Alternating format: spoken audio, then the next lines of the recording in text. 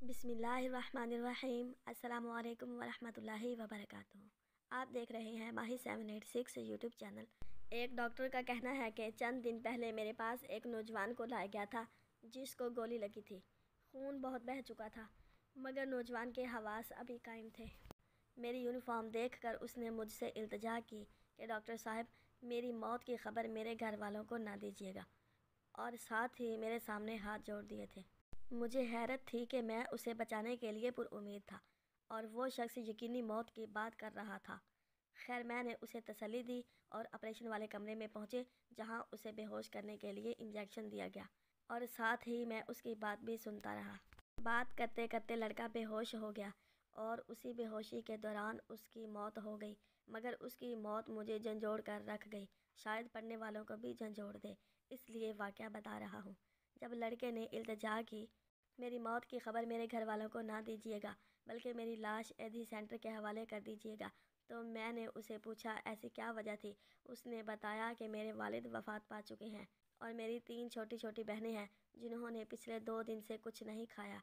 मुझे आज 2 दिन बाद मजदूरी मिली और मैं दिहाड़ी लगाकर आ रहा था कि रास्ते में डाकुओं ने मुझे लूटने की कोशिश की। मेरे पास कुल दौलत वो आज की दिहाड़ी लग जाने वाली मजदूरी और एक पुराना सा मोबाइल था। अगर सिर्फ मेरी ही बात होती तो मैं शायद ये 1300 रुपये डाकुओं को दे देता, मगर मुझे पता था कि घर में 2 दिन से भूखी बैठी मेरी बहनें रोटी के इंतज़ार में मेरी राह तक रही हैं।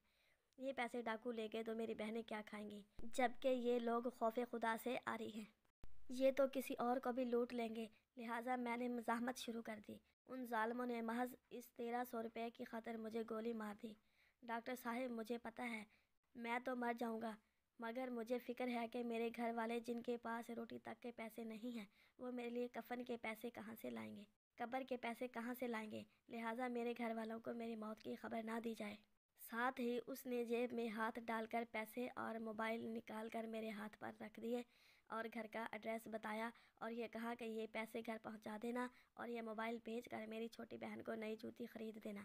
बहुत दिनों से वो ज़िद कर रही थी। अगर मेरी वालदा का हौसला बुलंद हुआ तो उन्हें तसल्ली देते हुए मेरी मौत की खबर दे देना, वरना कह देना कि आपका बेटा किसी दूसरे शहर में मजदूरी के लिए चला गया है। उसके साथ ही वो नौजवान हालत गनूदगी में चला गया और वहीं से मौत की आगोश में जा पहुंचा। मगर मैं तब से सोच रहा था कि अब तक हम पर पत्थरों की बारिश क्यों नहीं हुई, सैलाब हमको क्यों नहीं बहा कर ले गया, सरकश जिन्नात की तरह हमारा किला कमा करने के लिए फरिश्ते क्यों नहीं उतरे, हम लोग अब तक कहर इलाही से क्यों महफूज हैं। खुदारा अपने आस पास के लोगों की खबरगिरी किया करे, जबकि मुसलमानों वाले अमाल हमारी अक्सरियत कब की छोड़ चुकी है। बददियानत हुक्मरान, बददियानत अवाम, लुटेरे हुक्मरान, लुटेरी अवाम, कातिल हुक्मरान, कातिल अवाम। दूसरी तरफ इस्लाम ने एक मुसलमान पर दूसरे मुसलमान की जान और माल इज़्ज़त को हराम करार दिया है। इन्हीं सवालात को सोचते हुए मैंने हर चीज़ उस नौजवान के घर वालों तक पहुंचाई, अपनी जेब से उसके कफन दफन का इंतज़ाम किया, उन लोगों के लिए मुनासिब रोज़गार बनाकर बहुत जल्द ये मुल्क छोड़कर बमा फैमिली किसी और मुल्क मुंतकिल हो रहा हूँ, क्योंकि जितनी शिद्दत से अहलियाने पाकिस्तान कहरे खुदा को आवाज़ दे रहे हैं, मुझे नहीं लगता इन लोगों को तौबा की मोहलत भी मिल पाएगी। वस्सलाम, डॉक्टर आफंदी। अगर वीडियो अच्छी लगे तो इसे लाइक और शेयर करें और कमेंट बॉक्स में अपनी राय का इजहार ज़रूर फरमाएं। और हाँ, माही 786 यूट्यूब चैनल को सब्सक्राइब करना ना भूलें। अल्लाह ने के बाद।